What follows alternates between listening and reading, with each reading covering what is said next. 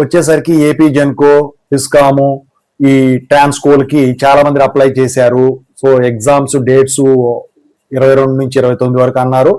Hall tickets కూడా release చేసేసారు, ఎవరి స్లాట్స్ వాళ్ళకి ఇచ్చేశారు. అయితే ఇప్పుడు చాలా మంది అడుగుతా ఉన్నది, ఇప్పుడు అందరికీ హాల్ టికెట్స్ జనరేట్ అవుతాయి. ఇప్పుడు ఏంటంటే మీరు ఈ అప్లికేషన్ ప్రాసెస్ లో ఒకదానికి కూడా సంబంధం లేకుండా పెడితే తప్ప మిగతా ఏ కేసులో అయినా మీరు ఏ మిస్టేక్ చేసినా కూడా ఇప్పుడు ఎగ్జామ్ వరకు అయితే నో ప్రాబ్లం. కానీ అట్ ఏ పర్టికులర్ స్టేజ్, దానికి ఉదాహరణ కూడా చూపిస్తాను మీకు, వాళ్ళు పెట్టింది కూడా చూపిస్తాను కదా, చెప్తాను. మీరు ఆల్రెడీ చూసే ఉంటారు, నేను ఆల్రెడీ టెలిగ్రామ్ షేర్ చేశాను అది కూడా. అయితే ఇక్కడ వచ్చేసరికి సర్టిఫికెట్ వెరిఫికేషన్ దగ్గర మీకు ఎన్ని మార్కులు వచ్చినా కూడా రిజెక్ట్ అయ్యే కొన్ని మిస్టేక్స్ ఉంటాయి. అదేంటో చెప్తాను. సో వాటి గురించి చెప్పే ముందు ఇంతవరకు ఛానల్ సబ్స్క్రైబ్ చేసుకున్న వాళ్ళు సబ్స్క్రైబ్ చేసుకుని వీడియో లైక్ చేసి షేర్ చేయండి. మీకు ఏమైనా మాట్లాడే కాల్ చేయండి. Telugu education Telegram WhatsApp channel join video అయిపోయింది. టాపిక్ లో వెళితే ఏంటంటే ముందుగా ఒకటి చెప్తాను, హాల్ టికెట్ వస్తుంది, ఎగ్జామ్ రాస్తారు, ఏ మిస్టేక్ అయినా ఒకటి తప్ప ఏంటంటే ఒకదానికి కూడా సంబంధం లేకుండా పిచ్చి పిచ్చి అన్ని ఇప్పుడు సర్టిఫికేట్ సబ్మిట్ చేయాల్సిన దాంట్లో ఏదో ఇమేజ్ పెట్టి మీ ఇమేజ్ ఏదో కావాలని చెక్ చేసుకుంటే తప్ప మిగతా కేసులో హాల్ టికెట్ జనరేట్ అయిపోద్ది. దానికి ఉదాహరణ ఏంటంటే మొన్న హాల్ టికెట్ వచ్చిన తర్వాత కొంతమందికి ఇనీషియల్ సర్నేమ్ ఏదైతే ఉంటుందో 2 సార్లు రావడం జరిగింది. సో వాళ్ళు క్లియర్ గా వెబ్సైట్ లో క్లియర్ గా డిస్ప్లే చేశారు, దాన్ని టెలిగ్రామ్ లో షేర్ చేశాను. ఏమనుంది, డబుల్ టైమ్స్ వచ్చినా కూడా సర్నేము మీకైతే ప్రాబ్లం లేదు. ఎప్పుడు ప్రాబ్లం లేదు, అట్ ది స్టేజ్ అంటే ఎగ్జామినేషన్ స్టేజ్ లో మీకు ప్రాబ్లం లేదు, అంటే ఎక్కడో చోట ప్రాబ్లం ఉన్నట్టేగా. సో దాన్ని రెక్టిఫై చేయడానికి కరెక్షన్ అనేది ఇప్పుడైతే అవసరం లేదన్నారు. అంటే సర్టిఫికేట్ వెరిఫికేషన్ దగ్గర కరెక్షన్ అనేది ఉండాలి. దానికి ఏం చెప్తారో అప్పుడు చెప్తారు వాళ్ళు, సర్నేమ్ సంబంధించింది ఏం చేయాలి, ఎలా చేయాలి, ఏంటని చెప్పేసి. ఓకేనా. సో అది పక్కన పెడితే ఇంతవరకు అయిపోయింది కదా. సో ఇక మిస్టేక్స్ ఏం చేస్తే మీకు సర్టిఫికేట్ వెరిఫికేషన్ అప్పుడు రిజెక్ట్ అవుతుంది. సర్టిఫికేట్ వెరిఫికేషన్ ఎవరిని పిలుస్తారు, 1:100 రేషియోలో మెరిట్ లిస్ట్ ప్రకారం పిలుస్తారు. మెరిట్ లిస్ట్ లో మీరు ఉన్నారు, సపోజ్ ఉన్నప్పుడు మీరు ఏం చేశారు, ఫర్ ఎగ్జాంపుల్ ఫస్ట్ మిస్టేక్, ఇప్పుడు రెసిడెన్స్ సర్టిఫికేట్ అనేది అప్డేట్ చేశారు. సో రెసిడెన్స్ సర్టిఫికేట్ అనేది ఎవరు అప్డేట్ చేయాలి, 10th క్లాస్ లో ఏ స్కూల్లో చదువుకోకుండా ప్రైవేట్ గా మీరు 10th క్లాస్ ఎగ్జామ్ రాస్తే గవర్నమెంట్ స్కూల్ తరఫున రాస్తారు కదా, అప్పుడు 10th క్లాస్ సర్టిఫికేట్ లో ప్రైవేట్ అని వస్తుందండి. ఆ కేసులో స్టడీ సర్టిఫికేట్లు ఉండవు కాబట్టి ఖచ్చితంగా మీకు ఈ రెసిడెన్స్ సర్టిఫికేట్ అనేది అప్లోడ్ చేయాలి. వాళ్ళు క్లియర్ గా నోటిఫికేషన్ లో మెన్షన్ చేసింది అంటే స్టడీ సర్టిఫికేట్ కనుకుంటే రెసిడెన్స్ సర్టిఫికేట్ యాక్సెప్ట్ చెయ్యం, అంటే మీకు కనుక స్టడీ సర్టిఫికేట్ లో ఉన్నట్టయితే ఈ రెసిడెన్స్ సర్టిఫికేట్ పనికిరాదని. ఓకేనా.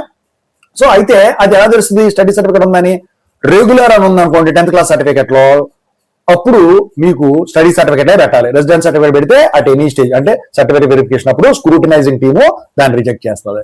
ఈ రెండోది వచ్చేసరికి ఏంటంటే EWS certificate, OBC creamy layer certificate ఏవైతే ఉన్నాయో 1 year లోపే ఉండాలండి. సో ఇప్పుడు ఎగ్జాంపుల్ గ్రూప్ 1 ఒక అమ్మాయి అప్పుడు 2 ఏళ్ల క్రితం పెట్టింది.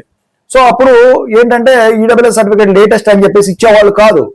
అయితే నోటిఫికేషన్ లో ఇచ్చారు, ఈ నోటిఫికేషన్ ఎవరు చూసుకోవాలా, నోటిఫికేషన్ చూసుకున్నప్పుడు ఏమైంది, అది అమ్మాయి నోటిఫికేషన్ ఎప్పుడు చూసిందంటే ఈ టాప్ ర్యాంక్ 400 ర్యాంక్ లో వచ్చింది కదా, సర్టిఫికేట్ వెరిఫికేషన్కి వెళ్ళినప్పుడు దాన్ని రిజెక్ట్ చేశారు. నోటిఫికేషన్ చూస్తే ఉంది, సుప్రీంకోర్టుకు పోయినా కూడా పైన అవ్వలేదు, ఎందుకంటే నోటిఫికేషన్ లో క్లియర్ గా మెన్షన్ చేయడం అయితే జరిగింది. ఈ కేసులో కూడా పాతది కనుక ఉంటే 1 year వెనకది, అప్పుడు కూడా మీది రిజెక్ట్ చేస్తారు. ఓకేనా. సో ఇది ఒకటి. ఇక కొన్ని ఏంటంటే మీరు రాంగ్ ఇన్ఫర్మేషన్ ఇలాంటివి ఇచ్చినప్పుడు కూడా సర్టిఫికేట్ల వెరిఫికేషన్ లో మీది రిజెక్ట్ చేయటం అయితే జరుగుతుంది. ఓవరాల్ గా వచ్చేసరికి ఈ మిస్టేక్స్ గనక మీరు చేసి ఉన్నట్టయితే, ఓకేనా, సో అప్పుడు ఇక చివరి స్టేజ్ లో అయినా మీరు టాపర్ అయినా కానివ్వండి రిజెక్ట్ చేసేస్తారు. సో అందుకని చెప్పేసి వాళ్ళు ఒక ఛాన్స్ ఇచ్చారు, మీకు గుర్తుందో లేదో, ఏంటంటే మళ్ళీ ఈ అప్లికేషన్ వచ్చేసరికి ఎడిట్ చేసుకోవడానికి ఛాన్స్ ఇచ్చారు ఈ జెన్కో, ట్రాన్స్కో, డిస్కామ్ కి చాలా మందికి. సో మరి ఎంతమంది చేసుకున్నారో నాకైతే తెలియదు కానీ, సో ఇక అందుట్లో చేసుకుంటే తప్ప ఒక్కసారి హాల్ టికెట్ వచ్చిన తర్వాత అప్లికేషన్ డేట్ అయిపోయిన తర్వాత ఇక సర్టిఫికేట్ వెరిఫికేషన్కి వెళ్ళినప్పుడు అందుట్లో కనుక ఫాల్స్ ఇన్ఫర్మేషన్ కానీ మిస్టేక్స్ కానీ ఇప్పుడు చెప్పిన ఏవైనా ఉన్నట్టయితే మీ అప్లికేషన్ ప్లస్ మీ రిక్రూట్మెంట్ ప్రాసెస్ లో ఉన్న నోటిఫికేషన్ ప్రకారం మీది రద్దు చేయబడుతుంది, అంటే క్యాన్సిల్ చేయబడుతుంది. మీకు రిక్రూట్మెంట్ లో ప్లేస్ అనేది ఉండదు. మీ తర్వాత క్యాండిడేట్ ఎవరైతే జెన్యూన్ గా ఉన్నారో రూల్స్ ప్రకారం ఉన్నారో వాళ్లకు ఇవ్వటం అయితే జరుగుతుంది. ఓకేనా? సో ఇది ఒక ఎత్తు. ఇంకా ఇది కాకుండా ఇంకా వాడు చెప్పింది ఏంటి, ఎవరితో అయినా ఎంపీలతో ఎమ్మెల్యేలతో ఎవరైనా కానివ్వండి పెద్దవాళ్ళతో గనక రికమెండేషన్ చేసినట్టయితే అప్పుడు కూడా మీ రిక్రూట్మెంట్ అనేది క్యాన్సిల్ చేయడానికి ఉంటుంది, ఏ స్టేజ్ లో అయినా కానివ్వండి అని చెప్పేసి వాళ్ళు క్లియర్ గా అందుట్లో మెన్షన్ చేశారు. ఇంతకుముందు రిలీజ్ అయిన నోటిఫికేషన్స్ అప్పుడు ఇన్ని రూల్స్ అయితే ఏమీ చెప్పలేదు. ముఖ్యంగా ఈ ఓబీసీ క్రీమీ లేయర్ సర్టిఫికేట్ ఏదైతే ఉందో దానికి సంబంధించింది కానివ్వండి, ఈ క్యాస్ట్ సర్టిఫికేట్ కానివ్వండి, ఈ ఈడబ్ల్యూఎస్ సర్టిఫికేట్ కానివ్వండి, వీటిల్లో ఇన్ని రూల్స్ అయితే ఎక్కడా కూడా వాళ్ళు అప్పుడు మెన్షన్ చేయాలి. ఇది ఫస్ట్ టైం కాబట్టి చాలా మంది కూడా నాకు తెలిసి చూడకుండా పెట్టారు. ఇంకా కొంతమంది అయితే సర్టిఫికేట్ లో సబ్మిట్ చేయాలి, జాబ్ వస్తే 7 ఏళ్ల వరకు వాళ్ళ దగ్గరే ఉంచాలి గవర్నమెంట్ దగ్గర అని తెలియందే ఉంది. ఇంకో మిస్టేక్ ఏంటంటే మీకు తెలియాల్సింది, మీరు కనుక ఉద్యోగం చేస్తూ ఉన్నట్టయితే ఖచ్చితంగా విల్లింగ్నెస్ ఫామ్, అంటే మీరు కాలేజీలో పనిచేస్తున్నారు, లేకపోతే మీరు సాఫ్ట్వేర్ కంపెనీలో పనిచేస్తున్నారు, లేకపోతే ఏదో ప్రైవేట్ కంపెనీలో పనిచేస్తున్నారు, వాళ్ళ దగ్గర మీ సర్టిఫికెట్లు పెడతారు. అంటే సాఫ్ట్వేర్ కంపెనీలో పెట్టకపోయినా దానికి రిలీవింగ్ అనేది ఉంటుందండి, నోటీస్ పీరియడ్ అనేది ఉంటుంది. ఎట్లా పడతారు మానేస్తే వాళ్ళు ఫోన్ చేసి చెప్తారు ఇది ఏం చేస్తున్నారు ఏంటని, వాళ్ళ దగ్గర డేటా ఉంటుంది. అదే కాలేజీలో వాళ్ళకి అనుకోండి మీ సర్టిఫికెట్లు వాళ్ళ దగ్గర ఉంటాయి కాబట్టి రిక్రూట్మెంట్ లో సెలెక్ట్ అయినా వాళ్ళు సర్టిఫికెట్లు ఇవ్వాలని రూల్ లేదు. ఇంతకుముందు ఏమైనది రూల్ ప్రకారం గవర్నమెంట్ జాబ్ వస్తే సర్టిఫికెట్లు ఆపడానికి ఎవరికి అధికారం లేదు అని ఉండేది. కానీ ఇప్పుడు వీళ్ళు ఏం పెట్టారు, విల్లింగ్నెస్ ఫాము, ఆ కాలేజీ వాళ్ళు కానీ ఆ కంపెనీ వాళ్ళు కానీ పలానా అభ్యర్థి మా కంపెనీలో చేస్తున్నాడు, ఇతను ఈ రిక్రూట్మెంట్ లో పార్టిసిపేట్ చేయడానికి మాకు ఎటువంటి అబ్జెక్షన్ లేదని ఒక విల్లింగ్నెస్ ఫాము వాళ్ళు ఇవ్వటం జరుగుతుంది. అది ఎప్పుడు వస్తుంది, మీకు అప్లికేషన్ లో మీరు జాబ్ చేస్తా ఉన్నప్పుడు ఎస్ అని కొడితే అప్పుడు మీకు దీన్ని అప్లోడ్ చేయడానికి అడుగుతుంది అనమాట.